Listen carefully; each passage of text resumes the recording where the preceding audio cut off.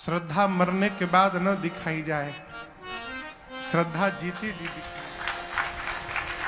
माई बाप जीवित हैं, जीवन में एक गिलास पानी नहीं दिया। ब्राह्मणों को भोजन करा रहे हैं, इस भोजन का कोई मतलब नहीं होता, इसका कोई अर्थ नहीं है।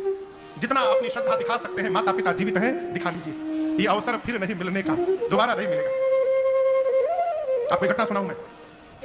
एक आदमी भोजन करने के बाद, एक इसका सत्य घटना, भोजन करने के बाद एक उसके घर में कोठरी जैसा था, उस कोठरी में जाता था, उसकी पत्नी थोड़ी देर रहता था, फिर क्या करने जाता है।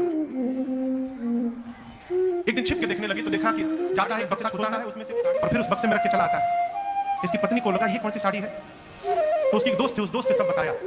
उसके दोस्त ने कहा कि लगता है किसी पराई स्त्री की साड़ी उसने रखा है, तुमको धोखा दे रहा है, तुम तलाक दे दो, ये कर दो, वो कर दो, ये भी चढ़ गई, तलाक दे दूंगी, ये कर दूंगी। उसने कहा दोस्त ने कि तुम केवल वो सबूत लेकर आओ साड़ी, बाकी मैं संभाल। एक दिन उपाय लगाकर किसी तरह पति घर में नहीं था तो कमरे में घुसी और जाकर बक्सा खोल के सबूत निकाला और एक पत्थर मिला, उसकी आंख से आंसू निकले, रो रही। वो साड़ी पत्र लेकर अपने दोस्त के पास गई तो उसने कहा सबूत लाई हो ना? हाँ।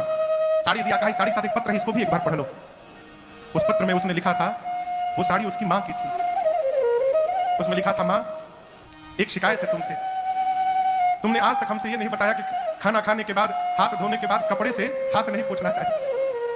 मैं बचपन से तुम्हारी साड़ी में ही हाथ पोंछता रहा, तुम तो चली गई लेकिन ये आदत की साड़ी में मैंने हाथ पोंछ दिया। तो उसने मुझे बहुत जोर से फटकार लगाई, कहा ये बुरी आदत है। मैंने कहा बचपन से करता हूं। तो उसने कहा आदत सुधारनी भी चाहिए, लेकिन मैं क्या करूं मां, जब तक मैं तुम्हारी साड़ी में हाथ नहीं पोंछता हूं मुझे लगता है कि मैंने भोजन ही आज नहीं किया है, इसलिए मैं तुम्हारी बहू से छिपकर रोज तुम्हारी साड़ी में अपने हाथ को पोंछता हूं। उसकी मित्र ने जब ये पत्र पढ़ा तो वो भी झरझर रोने लगी। ये प्रसंग मैं पढ़ा तो हिल गया। मैं बार बार निवेदन करता हूं, भगवान बाद में, जन्म देने वाले माता पिता पहले भगवान है।